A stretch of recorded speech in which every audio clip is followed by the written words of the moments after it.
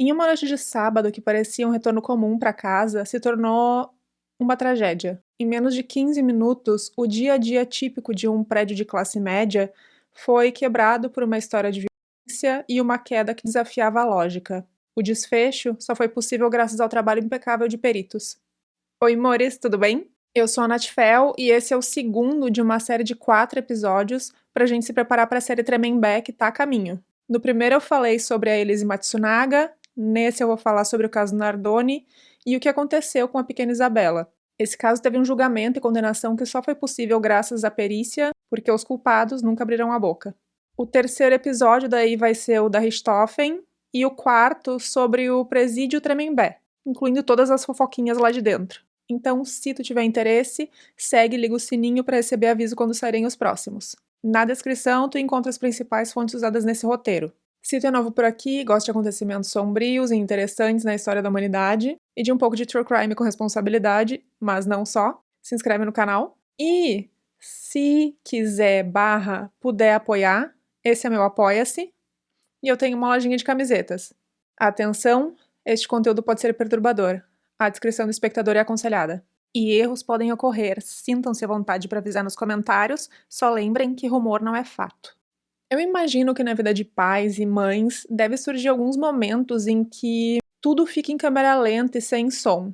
E em algumas vezes pode até rolar um certo episódio de dissociação, onde tu te percebe em terceira pessoa e tudo ao teu redor tá distante, como se tu não pudesse tocar nas coisas e nas pessoas. E pelo que eu sei, isso vem de um amor tão grande e tão incondicional que a gente sempre ouve pais e mães falando que se colocariam no lugar de filhos em caso de acidentes ou mortes, que prefeririam ir no lugar deles. Já ouvi falar também que o amor de pai por uma filha menina, por construção social e tal, que a gente sabe como é que é a nossa sociedade, tem um grau ainda maior de proteção, às vezes resultando até num zelo, num cuidado excessivo.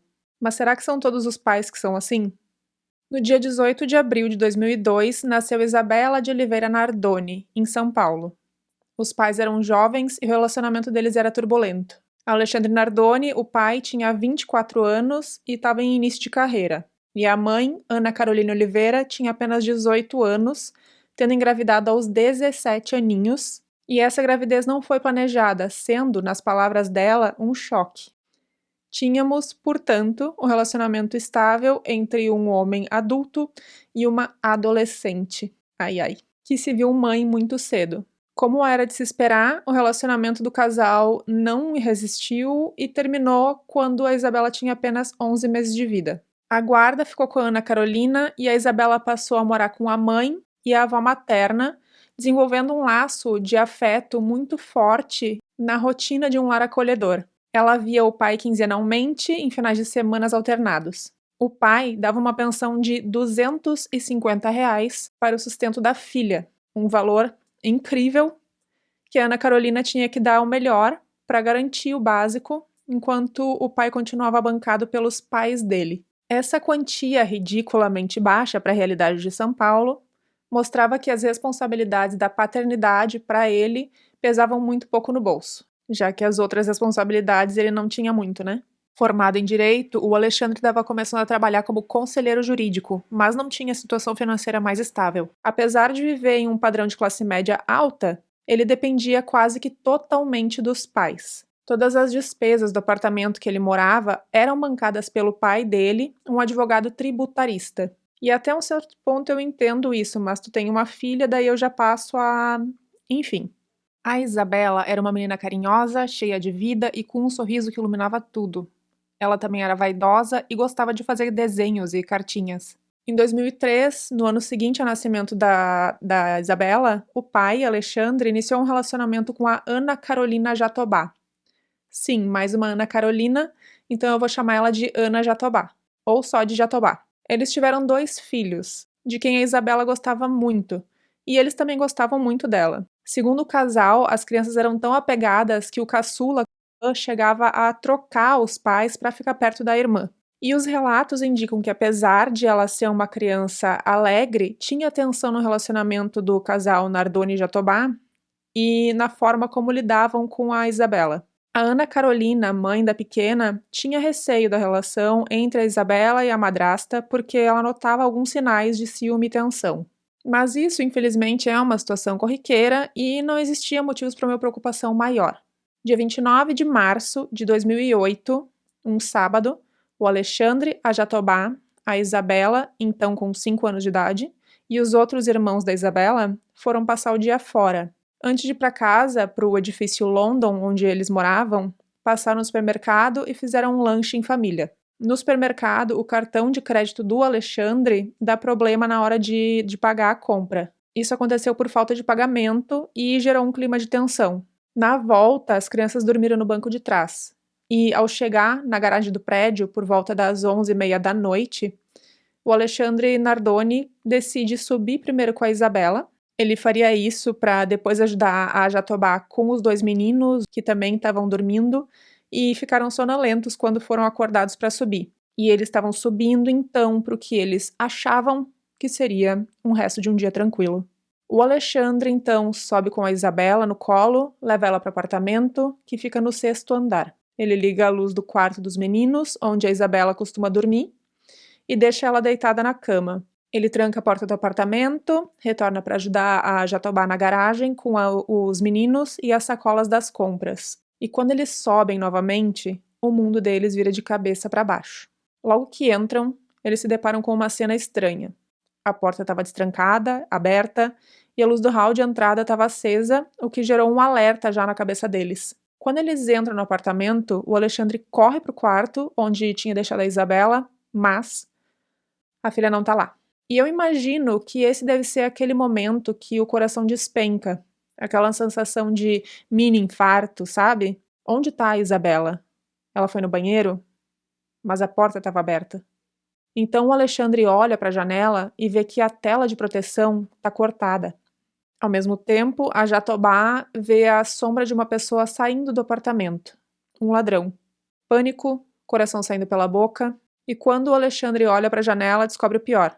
O ladrão arremessou a Isabela pela janela e ela estava no gramado, do lado de fora do prédio.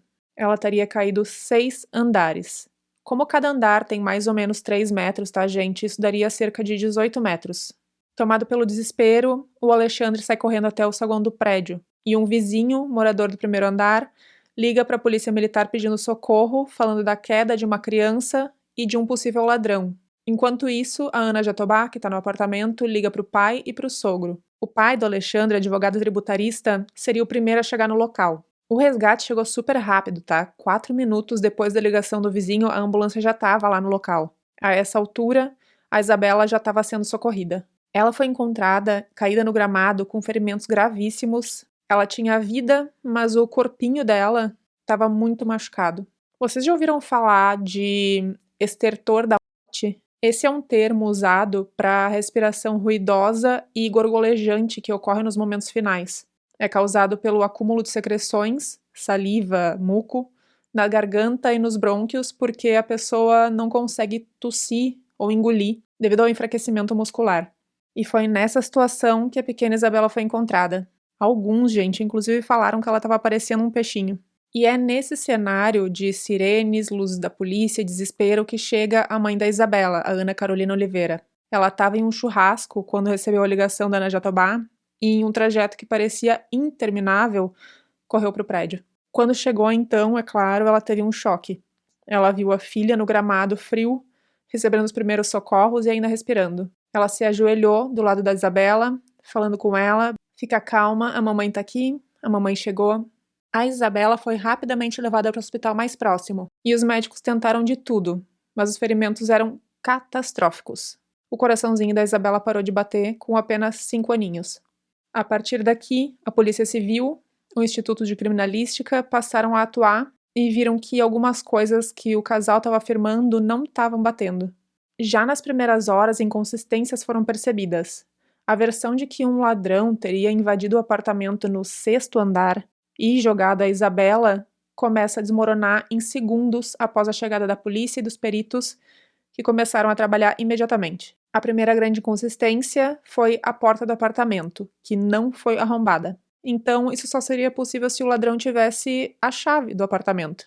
A tela de proteção da janela não estava rasgada por um impacto da queda, como se um corpo tivesse atravessado. Inclusive, esse tipo de tela é super grossa, tá? A rede estava cortada de forma limpa com o objeto que seria identificado.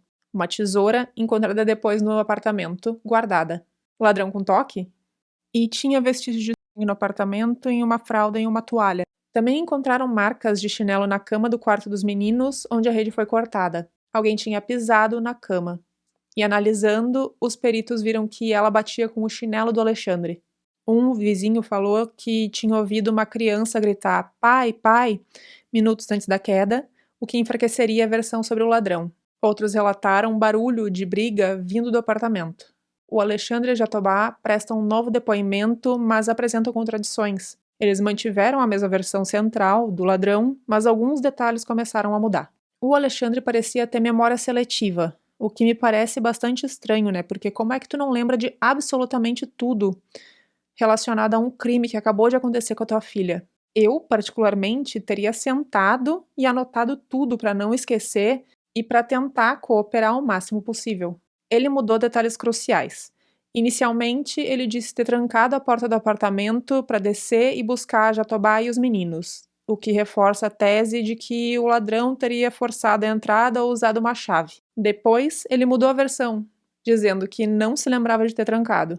Essa mudança era uma tentativa desastrada de tentar cobrir uma falha na lógica dele. Ele também negou ter falado para a polícia que tinha um ladrão. Ele tentou minimizar, dizendo que só falou que tinha alguém no prédio.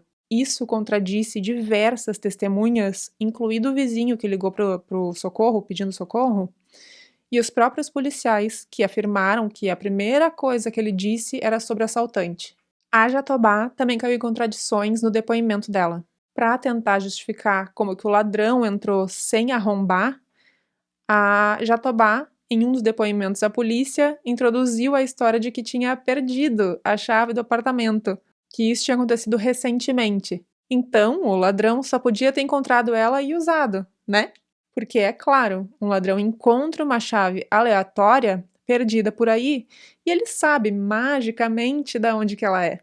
No dia 20 de abril, o casal deu a famosa entrevista ao Fantástico, mantendo a versão deles do ladrão. O público viu um casal que parecia frio e estranhamente focado em tentar sustentar essa versão sem a dor convincente de quem acabou de perder uma filha. Dia 27 de abril, o casal se recusou a participar da reconstituição do crime. E aí tu me pergunta por quê? Porque a reconstituição da polícia, feita com um boneco do tamanho e peso da Isabela, demonstraria que a única versão que se encaixava cientificamente era algo que eles não queriam estar por perto para ver. E finalmente, dia 7 de maio, os dois foram presos preventivamente, indiciados por homicídio triplamente qualificado. O que a perícia encontrou que fez eles terem tanta certeza? O laudo do Instituto Médico Legal, IML, foi definitivo. A Isabela, que tinha marcas de unha da Jatobá no pescocinho frágil dela, foi examinada e teve parada respiratória por asfixia antes de ser jogada. Ela já estava desacordada quando foi arremessada e a causa da morte foi asfixia e politraumatismo da queda. O ferimento na testa, que o Alexandre tentou atribuir ao ladrão, foi feito com um objeto cortante, provavelmente a chave do carro ou um anel, feito ainda dentro do carro, provando que a agressão começou antes de chegarem no apartamento. A perita comenta que provavelmente a Jatobá, que estava sentada na diagonal da Isabela, irritada, pode ter batido nela com algo na mão e que teria sido isso que fez o ferimento. Vestígios de sangue da Isabela foram encontrados em uma fralda e em uma toalha de rosto do apartamento, sugerindo que o sangue foi limpo antes de ela ser jogada. E mais, o sangue na testa já estava seco quando ela foi encontrada caída no chão. Ela não tinha sangramento externo relacionado à queda, ou pelo menos não significativo. O laudo provou que a queda não foi acidental. A ausência de lesões da defesa ou lesão em paraquedas, que é quando a pessoa tenta esticar os braços para amortecer a queda, confirmou que ela já caiu sem consciência. E a trajetória do corpo e a forma do corte na tela eram compatíveis com a ação de um adulto arremessando uma criança. Viram uma marca na parede do lado externo, abaixo da janela do apartamento, como se uma mão tivesse varrido a sujeira do prédio. E com isso conseguiram visualizar exatamente como que aconteceu o defenestramento, termo técnico para quando alguém é arremessado de uma janela. Alguém segurou a Isabela, soltou uma das mãos, e aí o corpo dela balançou sob efeito da gravidade de forma pendular, e a mãozinha dela que estava solta raspou na superfície áspera e empoeirada do prédio, tirando aquela sujidade. Isso mostrou que isso não foi um acidente e que ela também não foi simplesmente empurrada para fora. Mostrou um esforço e frieza de quem teve que se debruçar, segurar e arremessar. A família chegou no prédio por volta das 11h40 da noite. Para ser mais exata, eles viram que o veículo foi desligado às 11h36. O vizinho ligou para o socorro por volta das 11h50. Então, na cronometragem oficial, se passaram 14 minutos e 21 segundos, dificultando também a timeline do ladrão criada por eles. E a cereja do bolo, para a perícia, a prova que destruiu o álibi do Alexandre foi o teste com a camiseta. Durante a reconstituição, quando pediram para o modelo segurar o boneco com o peso da Isabela do lado de fora da janela, ele ficou com uma marca de sujeira na tela exatamente igual a que ficou na camiseta do Alexandre. Essa marca só podia ser feita por alguém que estava na janela exercendo uma força de no mínimo 25 quilos. O ladrão, então, coitado, não era só um péssimo ladrão, era um fantasma que vestia a camiseta do Alexandre e da Jatobá, batia em criança, algo não muito comum, tá? Segundo a polícia, e limpava a bagunça antes de sumir. A perícia, então, não precisou da confissão deles. A ciência mostrou por A mais B por que eles eram culpados. Após 2 anos de investigação, prisão preventiva e muita tentativa da defesa de enrolar, o Alexandre Nardoni e a Ana Carolina Jatobá finalmente foram à júri popular no Fórum de Santana, em São Paulo. Foram 5 dias de bastante atenção entre 22 e 27 de março de 2010, com a imprensa e o Brasil inteiro de olho. O Ministério Público, a acusação, usou a ciência da perícia para traçar a linha do tempo do horror que a Isabela viveu. Explicaram que a ação começou no carro, mencionando o sangue e a raiva da dívida do cartão, escalou no apartamento pela irritação crônica da madrasta com a presença da Isabela, finalizando com o assassinato. Para a acusação, a Jatobá, por causa do ciúme e da raiva, foi responsável por exonerar a Isabela, deixando ela inconsciente. As marcas da unha no pescoço foram usadas como prova. O pai, Alexandre, ao ver a filha desacordada e desesperado para proteger a si mesmo e a sua atual esposa, agiu para encobrir o crime. Então teria sido ele quem cortou a tela e arremessou a própria filha do 6º andar. Focaram também no comportamento frio e cínico do casal, as contradições bizarras, como a da chave perdida, e a recusa em participar da reconstituição como prova de dolo, intenção deliberada, e culpa. Já a defesa tinha uma tarefa extremamente difícil de convencer os jurados de que toda aquela ciência e lógica eram um erro. A defesa precisava que os jurados acreditassem que um criminoso muito específico e muito imbecil invadiu o apartamento, teve tempo de bater na criança, asfixiar ela com digitais e unhas da Jatobá, cortar a tela com uma tesoura, guardar a tesoura, jogar o corpo de forma controlada, raspando a mão na parede, não roubar nada e sumir. Eles tentaram desqualificar o laudo e que a marca na camiseta do Alexandre podia ter sido feita por qualquer coisa, o que, a perícia desmentiu com ciência. E uma coisa eles conseguiram, porque não foi possível confirmar categoricamente que existia sangue da Isabela no carro, porque a amostragem era muito pequena. Insistiram também que as contradições do casal eram fruto de choque e pânico após encontrarem a filha caída. Após horas de deliberação, o júri, feito de 7 pessoas, declarou o casal culpado por unanimidade. O Alexandre Nardoni pegou 31 anos, 1 mês e 10 dias de prisão, e a Jatobá, 26 anos e 8 meses de prisão. Ambos foram condenados por homicídio triplamente qualificado, motivo torpe, meio cruel e recuso que dificultou a defesa da vítima, e também por fraude processual, por causa da tentativa de induzir a polícia ao erro. O choro do casal não comoveu nem o juiz, nem os jurados, nem a mídia, nem a população geral do Brasil, e a pequena Isabela finalmente teve justiça feita pela força da ciência e da perícia.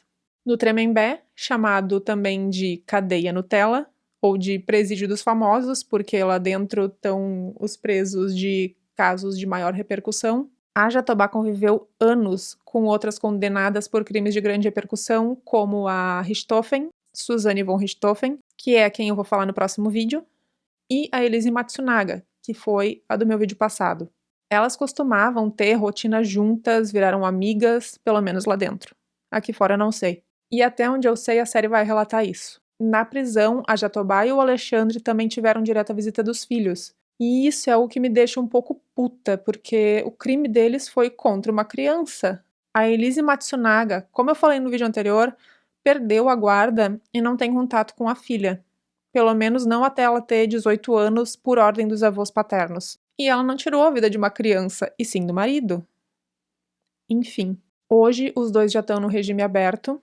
A Jatobá foi a primeira a progredir, em junho de 2023, após cumprir cerca de 15 anos dos 26 anos. E o Alexandre teve a progressão da pena em maio de 2024, depois de cumprir 16 anos dos 31 anos que ele foi sentenciado. Eles saíram por bom comportamento, mas o Ministério Público foi contra, alegando falta de exame criminológico e o fato de que eles jamais admitiram culpa, mas a justiça liberou mesmo assim. Uma coisa que surpreende muitos é que assim que eles saíram, eles já reataram o relacionamento. Eles devem ter imaginado que só os dois entendem os fantasmas e demônios um do outro, ou sei lá eu o quê, mas que é estranho, isso é. Inclusive, outra coisa bastante intrigante é que eles nunca mudaram de versão, a versão do ladrão. E eu não me lembro de ter visto um crime com mais de uma pessoa que nunca falaram nada. Em casos de coautoria, os investigadores sempre entram com estratégia para fazer um virar contra o outro. Tipo, fulano me disse que tu fez isso. Ele tá entregando tudo o que tu fez. E sempre dá certo. A pessoa não tem como saber se é verdade. E se tu confessar, tu ganha redução de pena e às vezes ganha algumas coisas, alguns benefícios, consegue negociar algumas coisas e tal. Então, eles nunca deduraram um ao outro. Mas sim, as provas são irrefutáveis, o crime aconteceu. Eu fico pensando o que mais pode ter aí por trás que a gente não sabe. Um podre que algum pode saber do outro, ou sei lá. Natália da edição vindo contar que na verdade eles já terminaram. Faz sentido, né? Porque deve ser difícil dormir com um olho aberto e outro fechado. Risos. Eles cumprem regras do regime aberto, tem que ficar em casa de noite e nos finais de semana.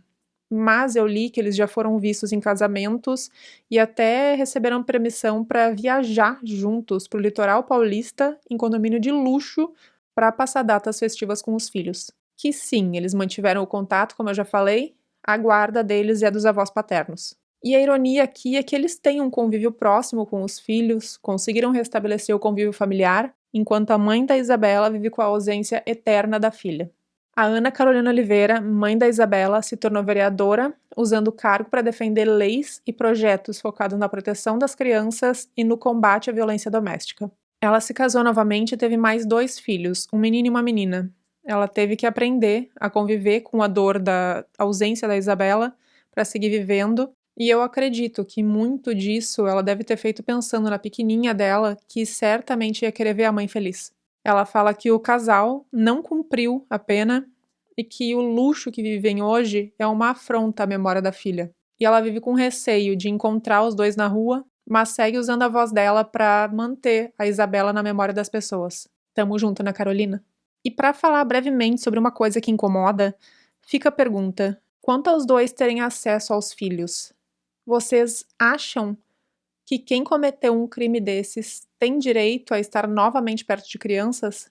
Eu entendo que existe a progressão da pena, a reintegração social e a gente precisa entender que todas as pessoas, sem exceção, têm direitos. Mas, gente, quando o crime mexe com criança, com pessoas vulneráveis, eu quero colocar mais um monte de asteriscos nas leis de direitos humanos quando se trata desse tipo de criminosos. Queria saber o que vocês pensam. A lei realmente deve facilitar esse convívio?